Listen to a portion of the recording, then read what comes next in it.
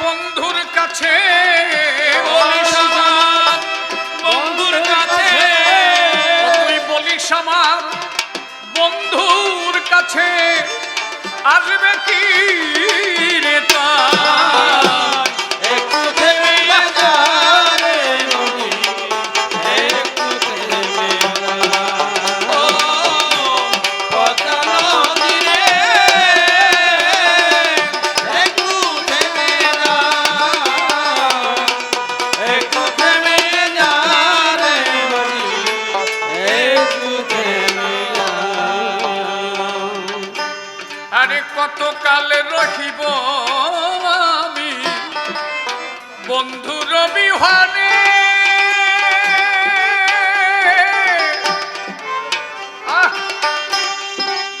দেখা হলে বলিস আমার বন্ধুর কানে কানে নদী, বন্ধুর গানে গানে, কত কাল রহিব আমি বন্ধুর বিহারে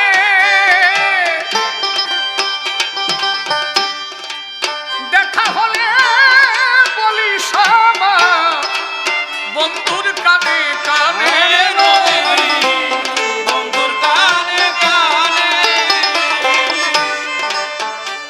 আজ তারা সাথে আছি বসে তারা সাথে আছি বসে, আজ তারা সাথে আছি বসে আসবে কবে মোর বন্ধুরা একটু থেমে যা রে নদী, একটু থেমে যা। পদ্মা নদী রে, একটু থেমে যা, একটু থেমে যা রে নদী, একটু থেমে যা। ওরে বাদল ঝরা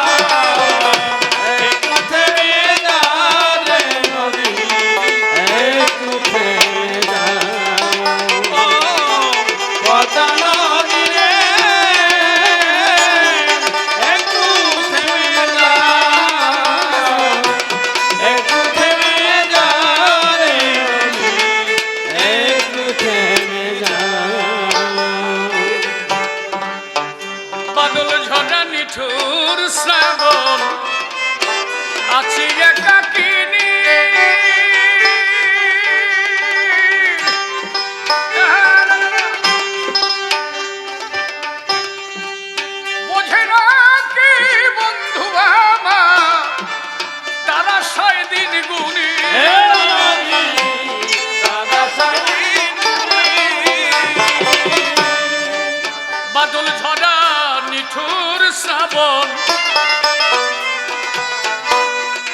আছি একাকিনী ওরে বোঝে না কি বন্ধু আমার তারা সাই দিন গুনি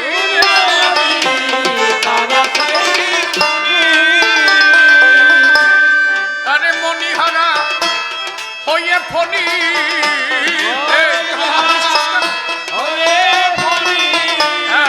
মনিহারা হয়ে ফনি বেড়াই কালিয়া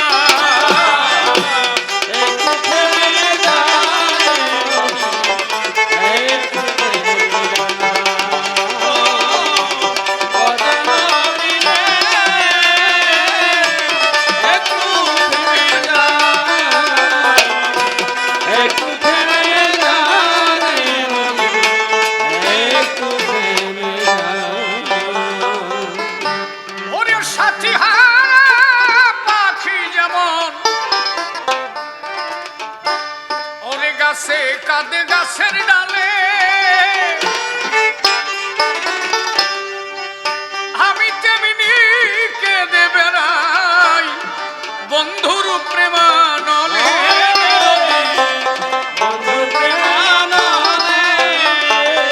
ভলিউমটা একটু বাড়াতো বাবা, কমে গেছে। সাথীহারা পাখি যেমন কাঁদে গাছের ডালে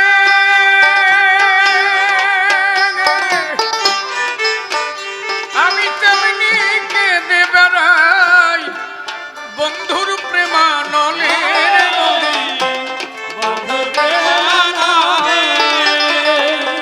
একবারে দেখা হলে তারে বলিস খুলে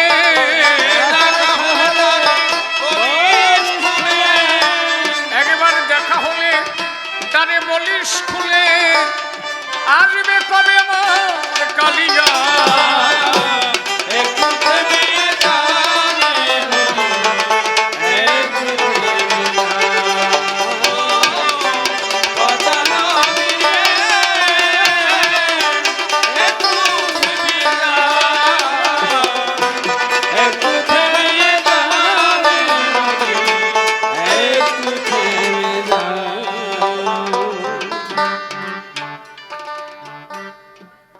ফুলবাসরে কথা ছিল সে যে আসবে আমার ধারে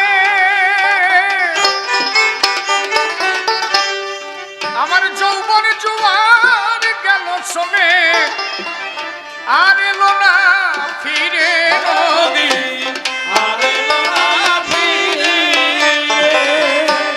ফুলবাসরে কথা ছিল আসবে আমার ধারে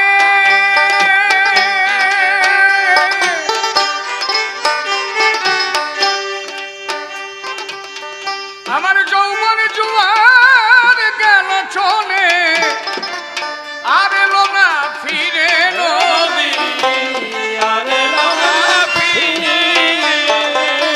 অধম শিশির আছে তার আশায় বসে অধম শিশির আছে তার আশায় বসে আসবে কবে বন্ধু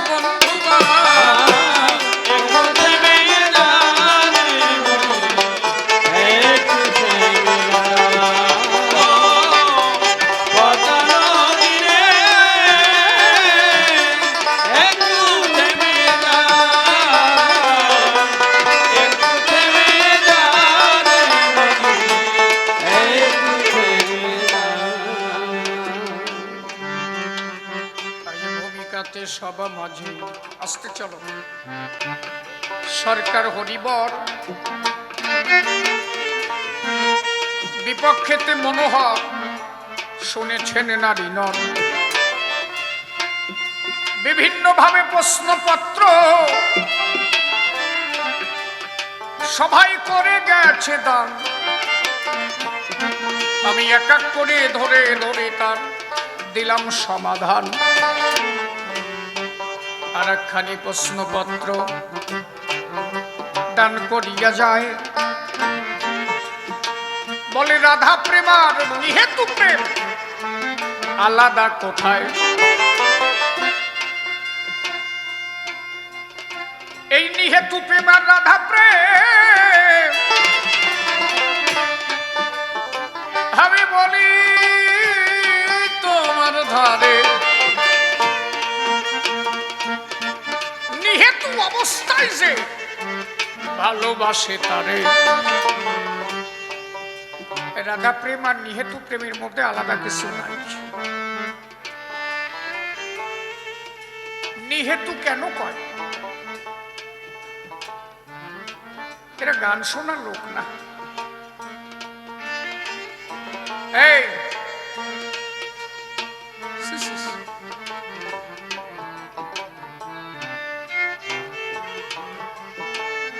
রাধারানী নিহেতু অবস্থায় ভালোবেসেছিল তারে। রেভাবটা একটু কম করো তো। ইকোটিকো দেছো নাকি তুমি? হ্যালো, মনিটরটা একটু দাও। মনিটর যে কয়জন থাকে সেই কয়জন সুস্থভাবে শোনা দরকার। এমনি তো ধান যখন উড়ায় তখন ওই সিটে গুলো আগেতে উড়িয়ে যায় নাকি, সলিড ধানগুলো পড়ে থাকে। যে কয়টা থাকবে সেই কয়টা যেন সলিড ধান হয়ে বসে থাকে। একজনের সাথে রাত ভরে কথা কয়। একজন যদি মনের মানুষ হয় তার সাথে রাত ভরে কথা বলা যায়, তাই না?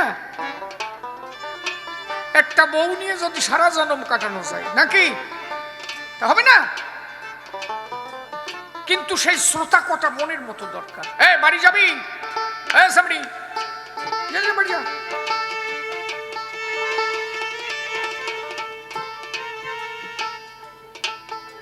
বোঝে না। আপনি ড্যান্স হাঙ্গামা দেবেন, এরা এক পা নড়বে না। আমাকে বাড়ির পাশে এক বুড়ো কর্তা আছে, কালার দা।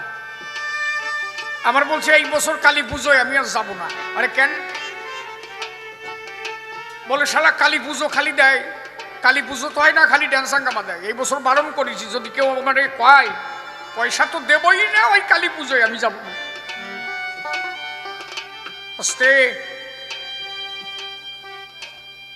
এখন ওই কালী পুজো যেদিন হয়ে গেছে তার পরের দিন আমি গান থেকে বাড়ি আসতেছি। রাত 1টার সময় আমাকে ওই মোড়ে ড্যান্স হাঙ্গামা শেষ হয়ে গেছে, সবাই বাড়ি যাচ্ছে। দেখছি ওই কালারদা লাঠি বদ্দে বাড়ি যাচ্ছে। সকালবেলা চা খাতি আসছে কালারদা। বলো কালারদা, পুজো কেমন হয়েছে এই বছর? তুমি যাও নাই? কি কোষ, তোরে কইছিলাম না কালী পুজোর ধারে যাব না। শালারা এই বছরও ড্যান্স হাঙ্গামা দিয়েছে, যায়। আমি বলে কালকে রাত্রি যে লাঠি বদ দিয়ে আসলিয়া, কয় যে আমি গেছিলাম নাকি, ওরা আমার ধরে নিয়ে গেছে।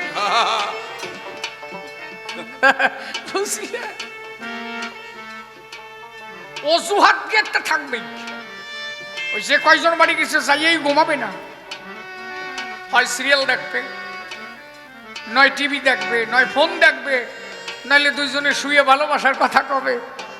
আরো কত কি আছে, থাকবে। আমি তলায় হাত দেবো না, জাপারে করব।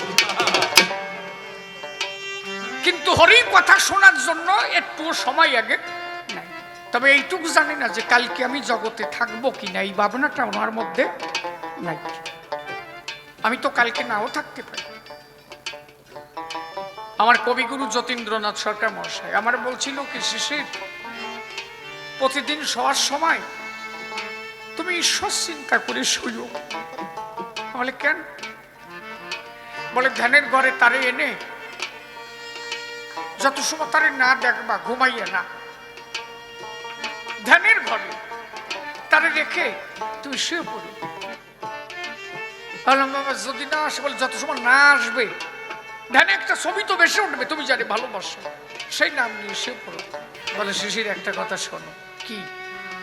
তা তুমি যখন শুয়ে পড়তেছো তুমি তার কোনো ভাবনা নিয়ে শুচ্ছ না, ওই যে ভাবনাটা নিয়ে শুচ্ছ, কালকের পরের দিন সকালটা তুমি দেখতে পারবা কিনা এটা ভাববার বিষয়।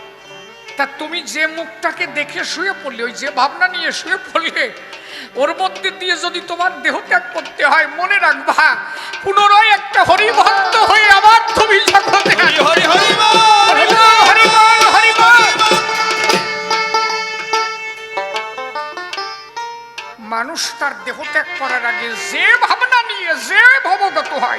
সে সেই ভাব প্রাপ্ত হয়। হরি কথা কইতে কইতে যদি কারো জীবন যায়, সে আবার হরিভক্ত হয়ে জগতে আসে। সাধু সঙ্গ করতে করতে যদি কারো জীবন যায়, সে আবার একজন সাধু হয়ে জগতে আসতে পারে। হরি হরি হরি হরি হরি হরি।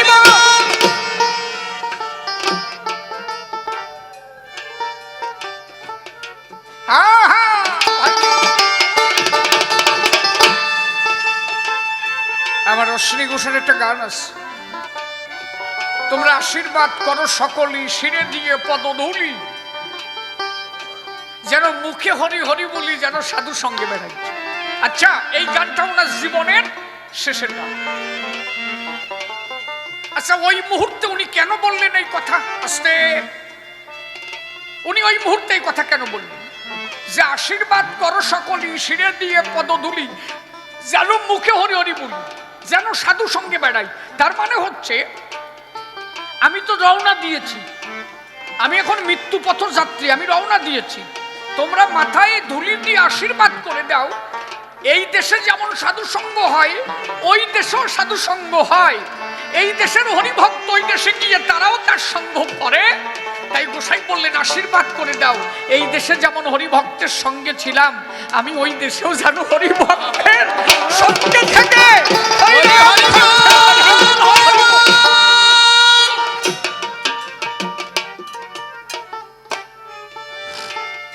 এইটুক ভাবনা যদি মানুষের মধ্যে থাকে বাবা, তাহলে আর হরিকথা রাত ভরিয়া শুনবে, তবু তার পিপাসা মিটবে না, খালি শোনে আসো।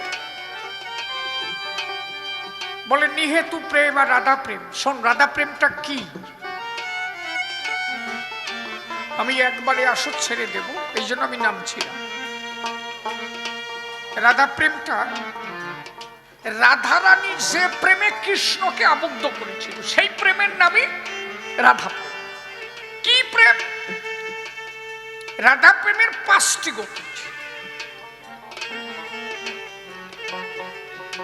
শান্ত, দাস্য, সখ্য, বাৎসল্য, মাধুর্য। এই মাধুর্য প্রেমের শিরোমণি রাধারানী। এই রাধা প্রেমটাকে বলা হয় অহৈতুকী প্রেম।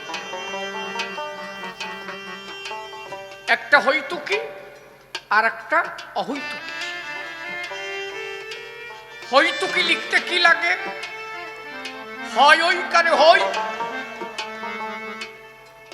তয় রস্যু, কয় দীর্ঘি, তাই তো হৈতুকী। আর অহৈতুকী মানে যার মধ্যে কোনো হেতু থাকবে না।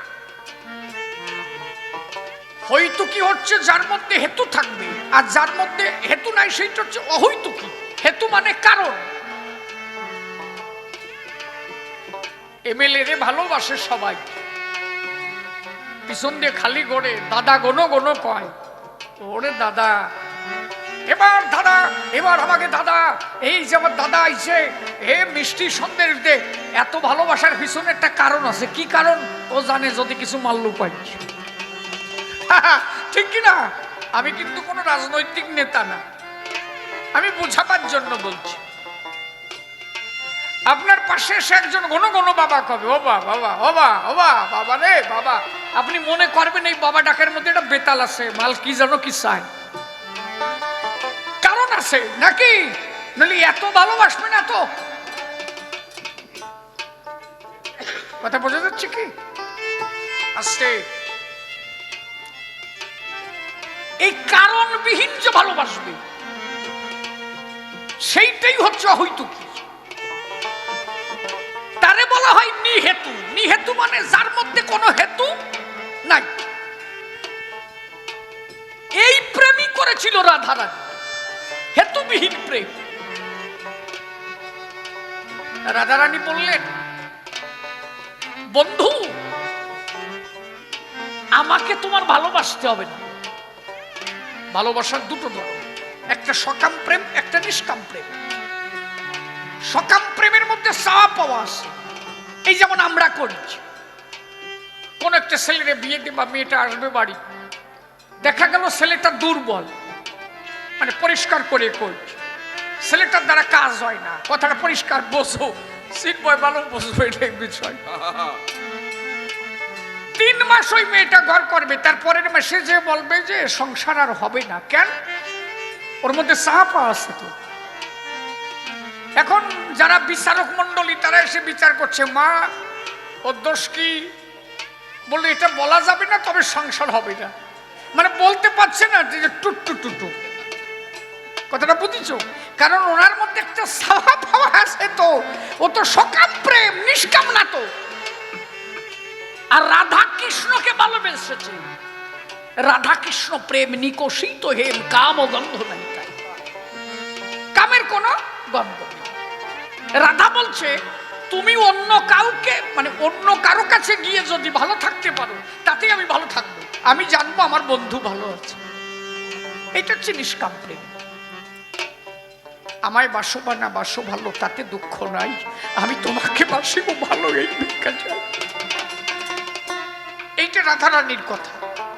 আমার অশ্বিনী গোসাই গানের মধ্যে তাই লিখলো, আমায় বাসো বা না বাসো ভালো, তাতে দুঃখ নাই, তাই তো তোমাকে বাসিব ভালো, এই ভিক্ষা চাই। তুমি একজনকে খালি ভালোবাসে যেতে পারো? তুমি দিন ভরে বউডারে ভালোবাসলে, বউডা তোমারে চলো না, তুমি কত সময় ভালোবাসো, শেষে কমে না রে শালা না কমবে ঢেই সব লাথ হয়ে ফেলাবার তোরে, সব কথা নাকি? এই কথাটার মানে তো তাই যে তোমার আমাকে ভালোবাসতে হবে না, আমি যেন তোমাকে ভালোবাসতে পারি, এইটুকু আশীর্বাদ চাই। তার মানে রাধা বলল কৃষ্ণকে, তোমাকে ভালোবাসার দরকার না, আমি যেন তোমার ভালোবাসতে পারি। ভক্ত তেমনই শক্ত হওয়া দরকার, হে হরি হে গোবিন্দ, তোমার আমাকে ভালোবাসতে হবে না, কিন্তু আমি যেন কখনো তোমারে ভুলিয়ে না যাচ্ছি। এটি হচ্ছে নিহেতু প্রেম, যে প্রেমের মধ্যে কোনো হেতু থাকবে না। এটা হয় কয়জন? 100-র মধ্যে একজনও পাওয়া যায়, বড় কষ্ট। এই যে কয়জন কবি গান শুনতে আসছে, বাড়ির থেকে বেরোনোর আগে সাবাদ এসছে মন্দিরে সাবাদ দিয়ে কইছে, বাবা হরিশান তুমি বাড়িটা দেও, আমি কবি গানে যাচ্ছি, মানে তুমি কুড় হইয়ে পাহারা দিবে, আমি ঘুরিয়ে আসি। এই যে তারে খাটনি দিলাম না, এ খুব কঠিন ব্যাপার। ছেলের রোগ হইছে, বাবা ছেলেটা যদি জ্বরটা সারিয়ে যায় না, 7টা দলের মৎসব করবো। জ্বর আরো বাড়তেছে, ঠাউরির সামনে যে করছে, তোরা নাই না, তোরা নাই, বোঝাই গেছে আমার, নইলে এই জ্বর এতদিন খায় নাকি? তোরা নাই, ও বোঝাই গেছে, থাকলি তাড়াতাড়ি সারে জানো কালকের মধ্যে 7টা দলের মৎসব করবো। জ্বর যদি সারে মৎসব হবে, আর যদি জ্বর না সারে তুমি খুঁটে খেয়ে বেড়াও। এটা ভালোবাসা? ভালোবাসার ধর্ম এই? আমি আমার জন্য কিছু চাইবো না তোমার কাছে। অশ্বিনী গোসাই লীলা সম্বরণ করবেন, আস্তে অশ্বিনী গোসাই দেহ ত্যাগ করবেন। গুরুচাঁদ ঠাকুর নদীর পাড়ে এসে দাঁড়িয়েছে, ঘাটে এসে দাঁড়াইছে, অশ্বিনী গোসাই নৌকার মধ্যে শুয়ে আছে। আর গুরুচাঁদ ঠাকুর জিজ্ঞাসা করছে, অশ্বিনী কেমন আছো? তোমার বলে পায়ে যন্ত্রণা? বললেন না, সেই যন্ত্রণাতে কিন্তু মারাই গেল তার কিছু সময় পরে। তাহলে একটা মানুষ যদি যন্ত্রণায় মারা যায়, সেই যন্ত্রণাটা কেমন সহ্য করা যাবে? তা গুরুচাঁদ ঠাকুর বলছে, অশ্বিনী তোমার পায়ে যন্ত্রণা? বললো না না। কে বলেছে? বলে সবাই বলে। বলে না। গুরুচাঁদ ঠাকুর নীলরতনকে বললেন, নিয়ে ওরে চাঁদশি নিয়ে যাও, এখানে কাজ হবে না। এখন নীলরতন আর গোসাই আছে শুয়ে নৌকায়। নীলরতন জিজ্ঞাসা করেছে গোসার কাছে, আবার তুমি যদি খালি একবার কটিয়ে যে পাই যন্ত্রণা, গুরুচাঁদ ঠাকুর যদি একবার বলে দিত তাহলে ঠিক হয়ে যেত না, তা তুমি কেন বলে না? বলে, নীলে রে, যেদিন থেকে বুঝতে শিখেছি যে বিশ্ব জগৎখানা আমার ঠাকুর চালায়, আমার গুরুচাঁদ বিশ্ব জগৎ চালায়, তাহলে যিনি অনন্ত জগতের মালিক, অনন্ত জগৎ যার ইশারায় চলে, তার কত খাটনি খাটতে হয়। তাই নিলে সেই দিন থেকে ঠিক করেছিলাম, যিনি সমস্ত লোকের খাটনি খাটে, সমস্ত জীবজগতের খাটনি খাটে, আমি জীবনে আমার জন্য তারে কোনোদিন খাটাবো না। জীবনে কোনোদিন যখন খাটালাম না, আর শেষের যাত্রা পথে আর আমি তারে খাটাতে চাই না। আমি চলে যাই, দুঃখ নাই, আমার গুরুচাঁদ সুখে থাক, আমি এইটুকু ভিক্ষা চাই, আমি তার কাছে আর কিছু চাই। এইটা হচ্ছে ভালোবাসা, যে ভালোবাসার মধ্যে কোনো হেতু ছিল না। সেই নিহেতু প্রেমে রাধা রানী কৃষ্ণকে বেঁধেছিল, বসে বসে শুনে যত ভক্ত জ্ঞানী দল। আমার গোলক তারক মহানন্দ আরো হীরামন, সেই নিহেতু প্রেমের এক একজন হইয়াছে মহাজন।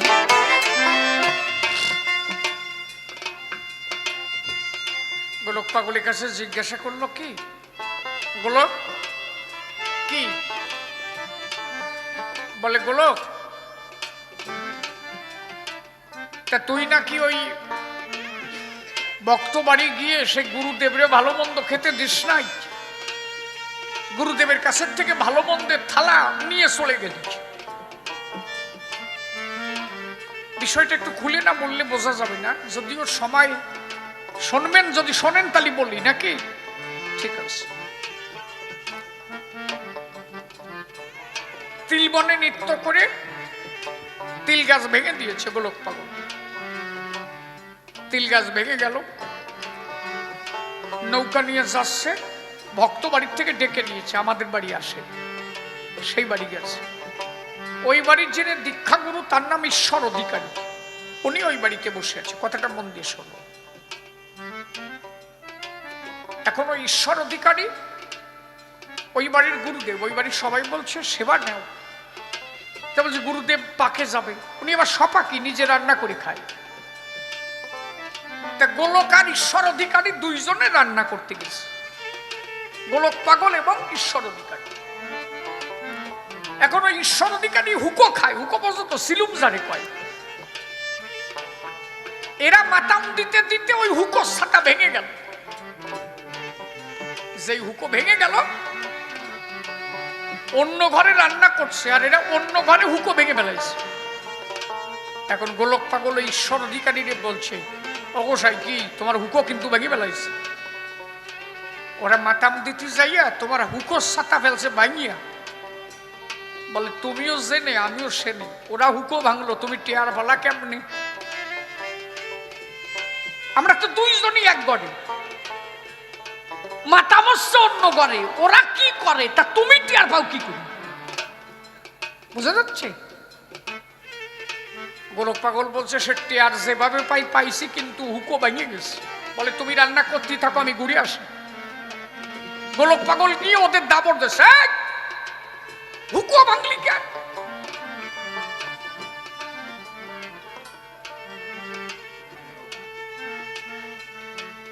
বলে হুকো ভাঙলি কেন? ওরা একটু ভয় পেয়ে গেছে পাগলরে দেখি, দেখে যে ওরা সুতো দিয়ে বাঁধতেছে। বলে সুতোই বান্ধায় থাকবে না, একটু কালো মাটি আনো, আমি সিলুমটা জোড়াই দিছি। এটা কালো মাটি এনে দিয়েছে, হুকোটারে জোড়াই দিছে।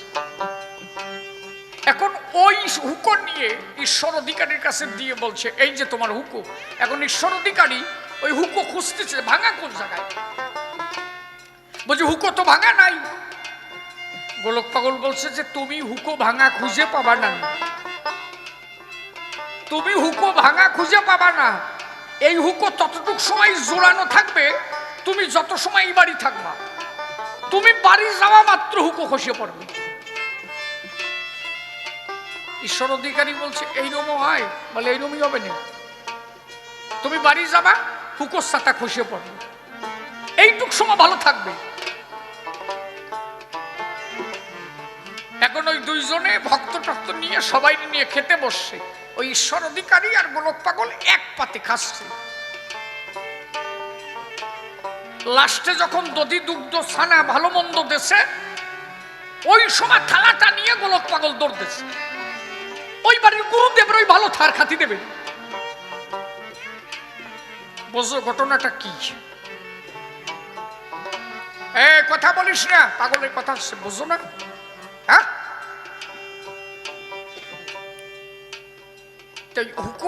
ওই যে ভালো মন্দ ওইটা গোলক পাগল ওই বাড়ির গুরুদেবের খেতে দিল না। এটা ধনী দিয়ে নিজে খানিক খালো আর ভক্তকে দিল। এখন ওই বাড়ির শিষ্য যারা ভক্তরা যায় ঠাকুরের কাছে নালিশ দিল, বাবা কি তোমার গোলকের বাপ কিন্তু ভালো না। বলে কেন? বলে ওই যে ঈশ্বর অধিকারী ওই বাড়ির গুরুদেব দুইজনই একসাথে খাচ্ছে, যে চিনি সন্দেশ পিঠে ভালো টালো গেছে ওই সময় থালা একা নিয়ে দৌড় দিয়ে যায় নিজে খাইছে, ওকে আর দেয়নি, গুরুদেব দেয়নি। আর ওই যে পরে তিল ভাঙিয়ে দফা সারিয়ে ফেলাইছে, কাজটা কি ভালো করেছে? ঠাকুর বলছে গোলক আসুক, পরে দরবারে পাগল আসছে। পাগল বলছে তুই বলে তিল ভাঙিছিস? ওকে বাড়ির গুরুদেব, সেই বাড়ি তুই খাস, তারে ভালো মন্দ দিস না। পাগল বলছে শোনো বাবা, কর্মকর্তা তুমি, তুমি যেভাবে যখন যা কও আমি তখন তাই করি। তুমি কও তুই তিল বাগানে আমি নাচিছি। ঠাকুর বলছে গোলক কি কয়? বলে তুমি যা করো আমি তাই করি, আমি কি কিছু করতে পারি? ঠাকুর বললেন শোন কি, তাহলে আমার গোলক তিল বাগানে নৃত্য করেছে তাই, আর ওই গুরুদেবের খাতি দেয় নাই তাই? শোন, আচ্ছা যার তিল খেতে গোলক নেচেছে, যার তিল ভেঙে গেছে, তার বা তিল কতটুকু হয়েছে? আর যে খেতে গোলক যাই নাই সেই খেতে তিল কতটুকু হয়েছে খবর নিস কেন? খবর পাওয়া গেল যে খেতে গোলক নৃত্য করেছে সেই খেতে তিল কয়েক গুণ বেশি হয়েছে, যে খেতে গোলক যাই নাই সেই খেতে তিল কেমন ভালো হয়নি। এখন ঠাকুর বলছে কি রে কি হলো? বলে তোরা তো জানিস না গোলক যা করে আমি তাই করেছি, আমি যা করাই গোলক তাই করে। বলে বাবা তাই গুরুদেবের ভালো খাতি দিল না কেন? বলে কেন দেয় নাই? শোন, যখন ভালো মন্দ ওই পাতে দিল গোলকের তখন আমার কথা মনে পড়ল। তোরা তো জানিস না, আমার কথা যে মনে পড়েছে, আমারে প্রসাদ দেবে বলে ওর কাছ থেকে সরাই নিয়ে আমার নামে নিবেদন করেছে।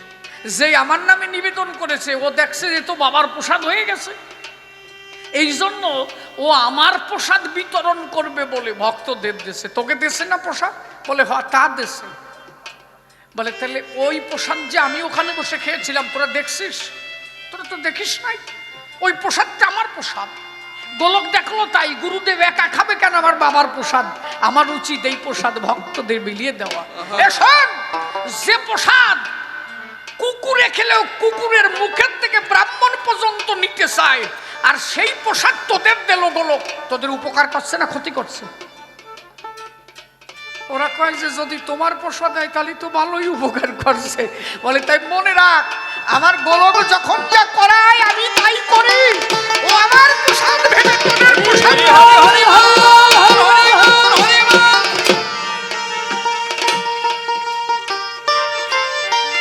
আমার প্রসাদ তোদের দেশে একা গুরুদেবরে খেতে দেবে না, তাই তোদের সবাই ভাগ করে দিস। ভুল করেছে? বলে না ঠিক করেছে। তার মানে কি? তুমি নিহেতু প্রেমের অধিকারী হলে শ্রীহরি তখন তার হইয়া যায়, সে যা করে তা চায় তারে হরি দয়াময়। পূর্ণভাবে সে তখন শ্রীহরির দাস হয়। আমার গোলক তারক মহানন্দ সেই দেশেতে রয়, সেই রাধারানী যে প্রেমেতে হারে প্রাণ গোবিন্দ পেল। আমার গোলক তারক মহানন্দ সেই প্রেমে বন্ধু। আমার গোসাই তারক অশ্বিনী তারা সেই প্রেমের মহাজন। তারক গোসাই আমার পেয়েছিল সেই শ্রীহরি চরণ।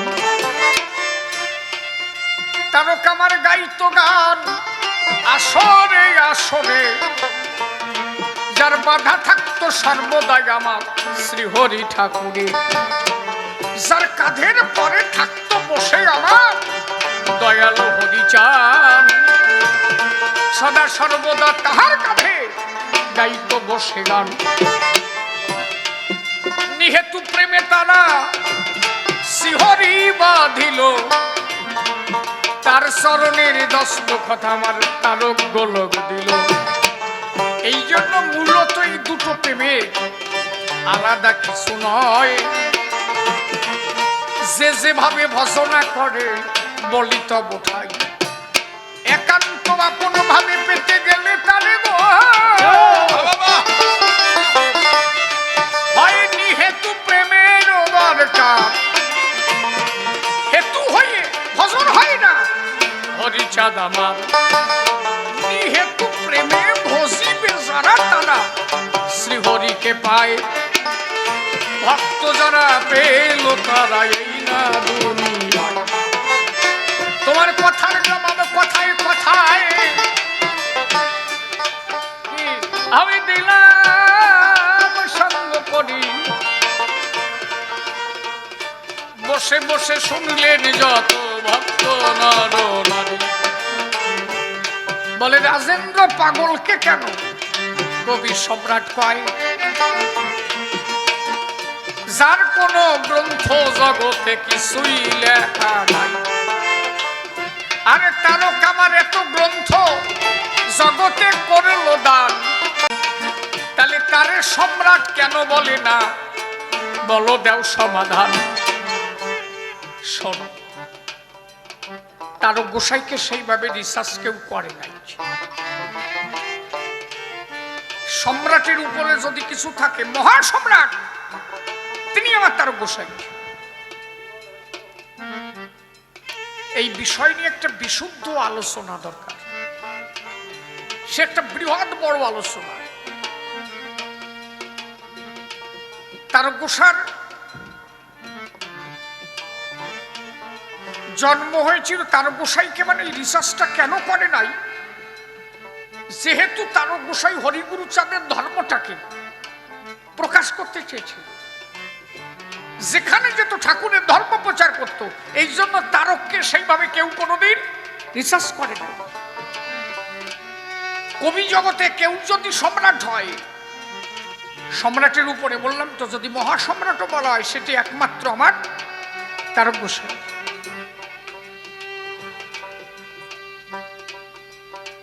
এই কবি গানটাকে পরিমার্জিত করে কেউ যদি তোলে, তিনি আমার তারক গোসাই। তারক গোসাইর জন্ম হয়েছিল 1845 অগ্রায়ণ মাস, মার্গশীর্ষ অমাবস্যা শনিবার। এই যে সামনে যে অগ্রায়ণ মাস আসতেছে, ওই অমাবস্যার দিনে আমি যে বাড়িতে থাকি, গাগনাপুর নিমিঝিমি, ওইখানে অগ্রায়ণ মাসের অমাবস্যার দিনে অনুষ্ঠান অনুষ্ঠিত হবে। আপনাদের সকলের আমন্ত্রণ, আপনারা সবাই যাবেন। তারক গোসার ওইটা হচ্ছে জন্মদিন, ওই দিন হবে। আমার ওখানে প্রতি মাসের প্রথম শুক্রবারে শান্তি সভা হয়। এই দুটো মাস হচ্ছে আলাদা হয়।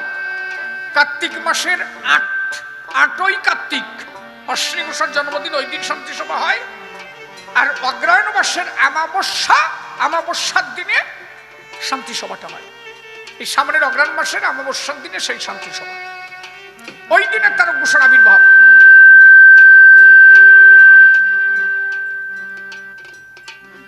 তোরা কি দুইজন খোসাতি তালে আসিস না?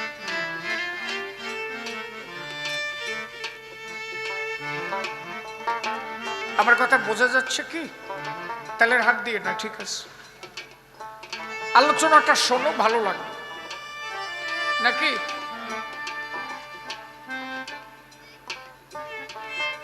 তারক গোসার জন্ম হয়েছিল আদ্যাশক্তি মহামায়ার বরে।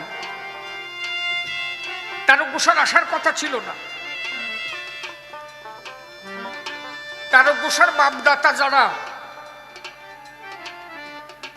এরা দুর্গা পুজো করেছিল এবং ওই পুজোতে পাঠা বলি দেয়। সেই পাঠা বলি দেবার কারণে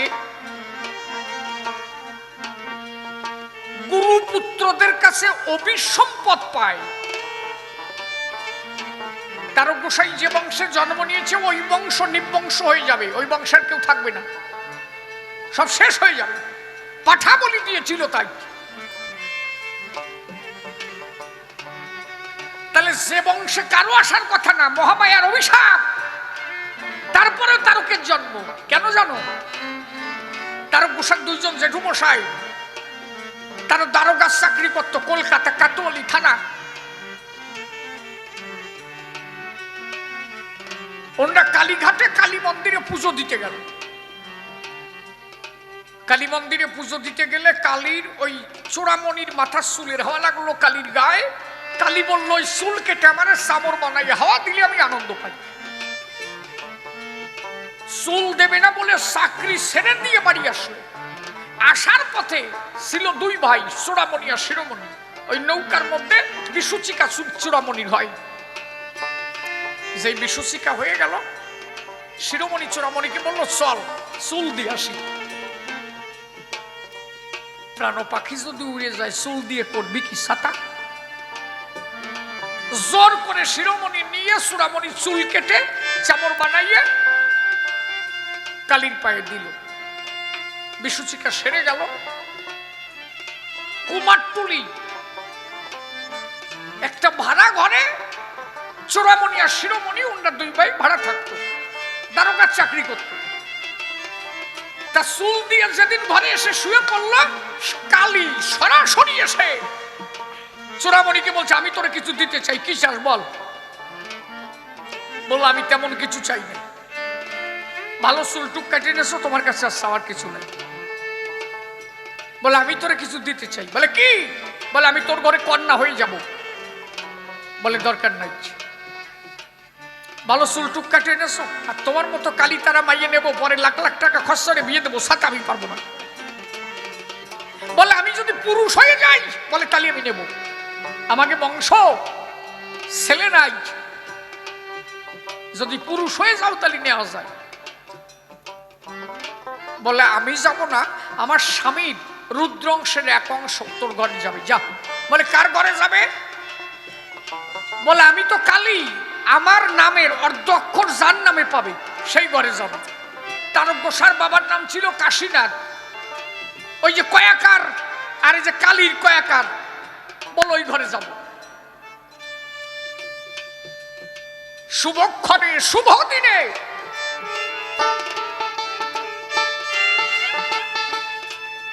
চিন্তামণির হয়েছে রজশালা।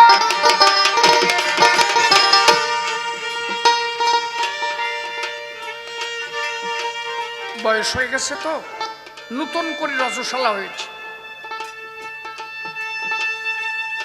এখন ওই তারক গোসার মায়ের নাম ছিল, তারক গোসার মায়ের নাম ছিল অন্নদা। চিন্তামণি ছিল তারক গোসার স্ত্রীর নাম। অন্নদার রজশালা হলো। উনি এসে ওনার বাবার তারক গোসার বাবার কাছে, মানে কাশীনাথের কাছে বলল আমার না সেই নতুন করে জোয়ার হয়েছে।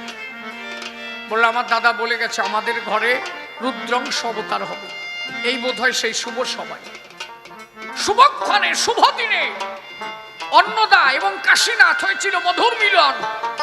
সেই মিলনের ফলে জন্মেছিল একজন ছেলে, যিনি এসে হরিলীলামৃত গ্রন্থ লিখে হরি গুরুচাঁদের ধর্ম জগতে প্রচার করিয়ে একবার তারক গোসাই প্রেমানন্দে হরি হরি বল।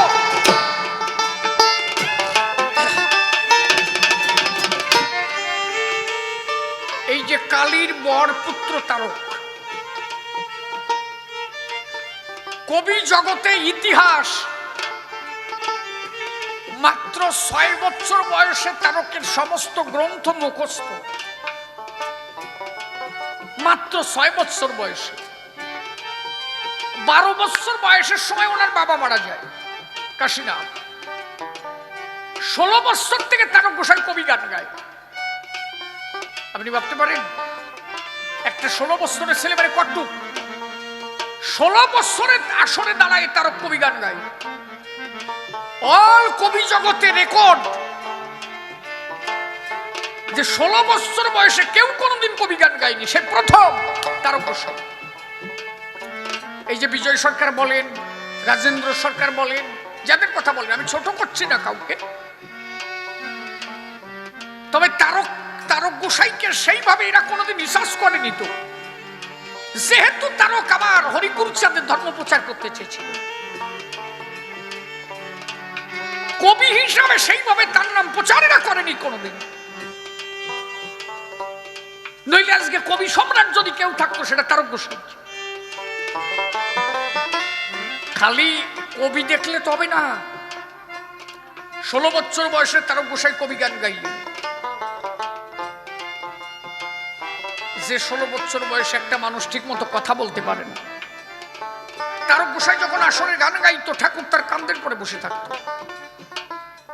খালি কবি নাকি, তারকের মুখের কথায় মরা বেঁচেছে। একটা দিক দেখে তো গুণ বর্ণনা করা যায় না, এমন কোন দিক নেই যে সেই দিকে আমার তারক ছিল না। এই জন্য তোরে বলি, একমাত্র কবি শ্রেষ্ঠ কবি সম্রাটের উপরে যদি কিছু থাকে, যদি মহাসম্রাটও বলি, সেটা একমাত্র তারক গোসাই। একবার তারক গোসাই প্রাণানন্দে হরি হরি বল।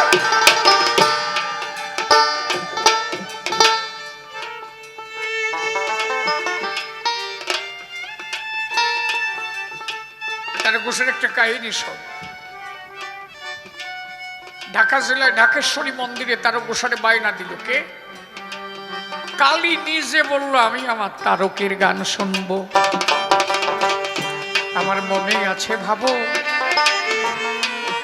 তারকের গান শুনে মনে আনন্দ পাবো।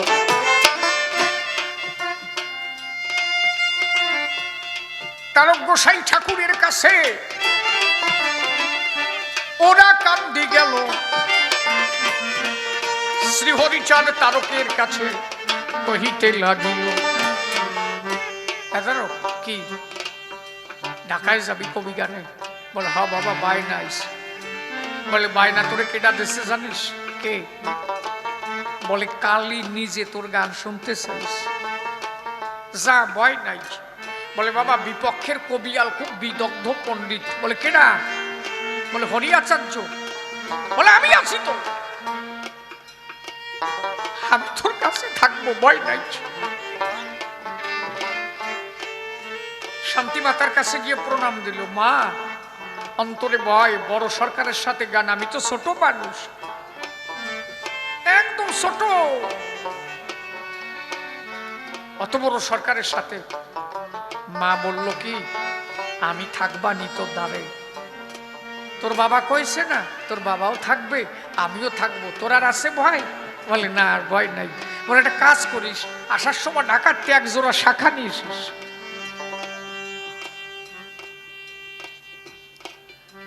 ঢাকায় গান, তখনকার কবি গান মানে একটা কঠিন ব্যাপার।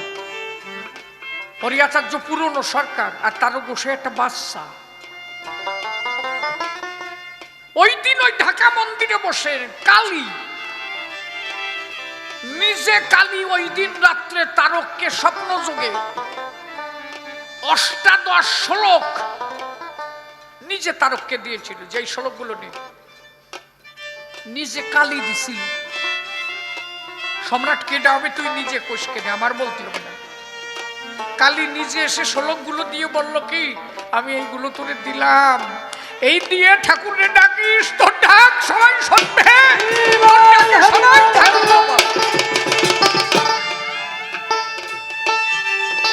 18 শ্লোক দান করেছিল। পরের দিন গান শুরু হবে। হরি আচার্য দাঁড়াইছে। এখন হরি আচার্য বলছে বিপক্ষের সরকার কে? বলে তারক। হরি আচার্য তারকরে দেখে বলছে যে আরে বায়না দিছে কেন আমার সাথে গানতে? এ কি? কমিটি বলছে গান ওর সাথেই হবে, আমরা বায়না দি নাই, কালী শুনতে চাইছি, তোমার ওর সাথে গান গাইতে হবে। তারকাসুরে উঠে গান গেল, মানুষ কেঁদে আকুল হয়ে যাচ্ছে। হরিয়াচার্য গানে উঠলো, তারা বলল কি, আপনার গান বেশি ভালো লাগছে না, আপনি নেমে যান, ওই বাচ্চা ছেলেটা যে কি ভালো গাইছে না, ওরে উঠোই দেন আর একটু গাক।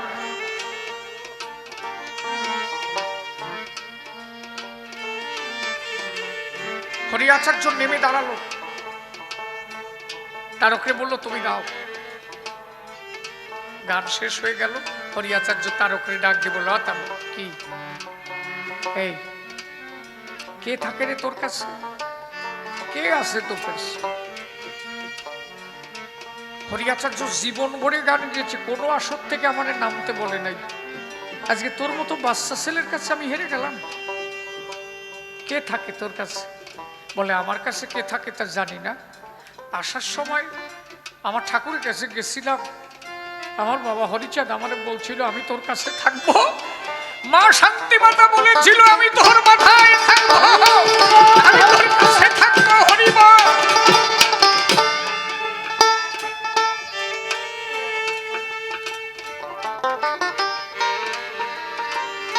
বলে আমি জানি না, হয়তো আমার মা বাবা আমার কাছে আছে। বলে তারক রে, আমিও কত গান গিয়েছি, কত গান শুনেছি, আজকে যে কথা তোর কাছে শুনলাম আমি জীবনে তা শুনি নাই।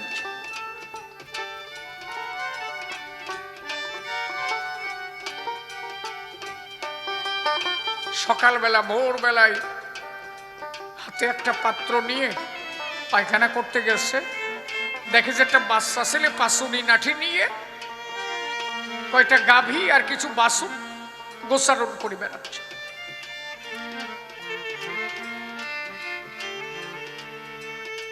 দূর থেকে ওই বাচ্চা ছেলেটা বলছে তারক রে, আচ্ছা কালকে যে তুমি গান গাইলে তোমার কাঁধের উপরে একজন লোক বসেছিল, একটা বাচ্চা ছেলে, তারে কোথায় রেখে আসলে?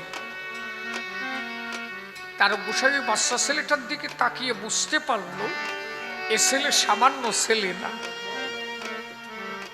পূর্ণ জ্যোতি তার মধ্যে জ্বলছে, সে এক অনন্ত জ্যোতির্ময়। মনে মনে ভাবলো তারক, এ ছেলে তো সামান্য ছেলে নয়, একবার গিয়ে যদি ধরতে পারি ওই ছেলেটার পায়। তারক গিয়ে যে ধরতে গেল, হঠাৎ করে দেখে যে নাই, সে গরুও নাই, বাছুরও নাই, সে লোক ওখানে আর নাই, কেউ নাই। তার বসে ঢাকা গান গিয়ে শাখা নিয়ে ওরা কান দিয়ে এলো, ঠাকুরের কাছে গিয়ে প্রণাম দিল। ঠাকুর বললো, তারক কি বাবা, মাঠের মধ্যে ওইটুকু একটা ছেলেরে দেখলি লাঠি নিয়ে গরু রাখতেছিল, সে কেডারে? শোনা মাত্র তারক থাকতে পারে? সঙ্গে সঙ্গে পড়ে গেল বাবার চরণ পর। বলে তুমি তো সব জানো। বলে আমি সব জানি, তারপরেও তোর কাছে শুনি, তোর মুখে শুনে যে কি আনন্দ পাই। এই হচ্ছে তারক গোসাই। খালি একদিকে বিচার করলে, মাত্র 16 বছর বয়সে কবি গান গেছে আমার তারক। 6 বছর বয়সে সমস্ত গ্রন্থ শেষ। যেদিন দুর্গাচরণ চট্টোপাধ্যায়ের বাড়িতে ভাগবত পাঠ হয়, ঠিকিধারী বৈরাগী যারা ভাগবত পাঠ করছে, তারক মাথা চুল ছিঁড়ে ফেলছে। পাঠক পাঠ করছে ভালো, ব্যাখ্যা ভালো হচ্ছে না। তারক গোসাই বলেন সব ভালো, ব্যাখ্যা ভালো না। বলে তুমি পারো? বলে আমি তো ওই বাড়িতে যেতে পারবো না, ওনারা তো উচ্চ জাত। ওই বৈরাগী বললেন তুমি এসো, তুমি যদি ভাগবত ভালো পারো একটু বলো তো। তারক গোসাই আসরে দাঁড়াইয়ে ভাগবত শুরু করলো। মুখস্থ না কারে ভাগবত বলছো, ওইটুক বাচ্চা ছেলে। বলে তুমি ভাগবত মুখস্থ বলতে পারো? বলে জীবন বড়ে বই দেখে তাই ভালোভাবে উচ্চারণ করা যায় না, আর তুমি ভাগবত মুখস্থ কও। সারা জীবন শুধু ভাগবতই দেখেছি, জ্যান্ত ভাগবত দেখি নাই। আজকের থেকে তুমি তারক ভাগবত হলে, তুমি জ্যান্ত তারক ভাগবত থাকো।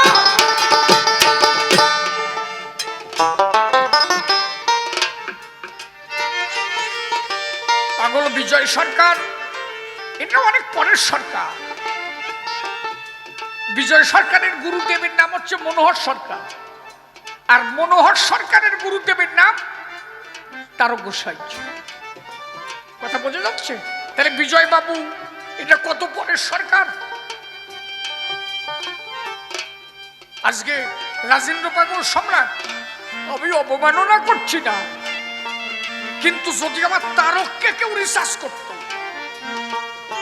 যে ওইটুকু বয়সে এত ভালো গান এবং এত দুইখানা গ্রন্থ, শ্রী শ্রী মহাসংকীর্তন, শ্রী শ্রী হরিলীলাম মৃত,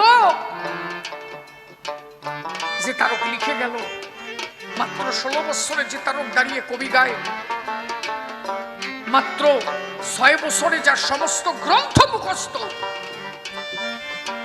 তাহলে জগতের শ্রেষ্ঠ কবি যদি কেউ হয়, সম্রাটের উপরেও যদি কিছু থাকে, সেই মহান সম্রাট আমার তারক গোসাই। জয় জয় তারক গোসাই প্রমাণ হরি হরি বল, হরি হরি হরি বল, হরি বল।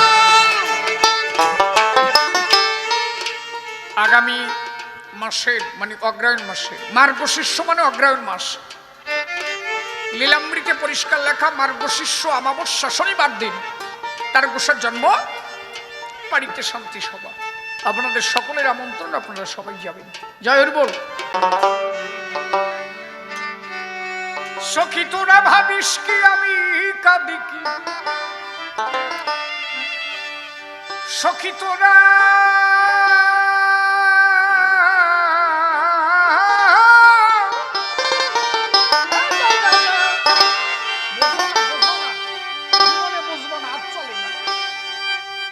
সখী তোরা ভাবিস কি আমি কাঁদি কি, আমি গৌর পাবো বলে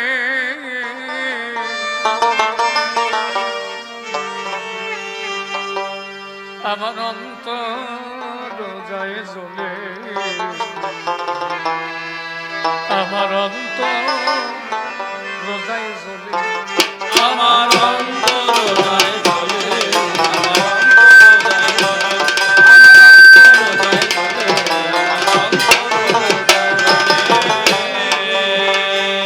সখী তোরা ভাবিস কি আমি কাঁদি কি, তোরা ভাবিস কি আমি কাঁদি কি, আরে তোরা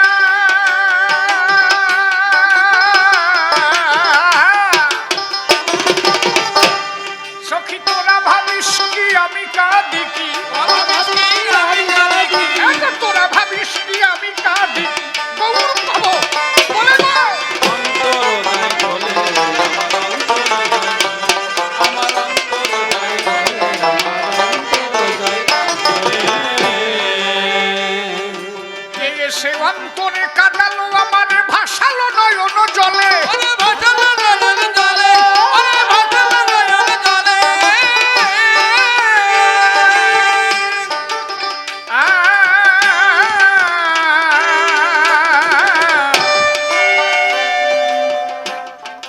কে এসে অন্তরে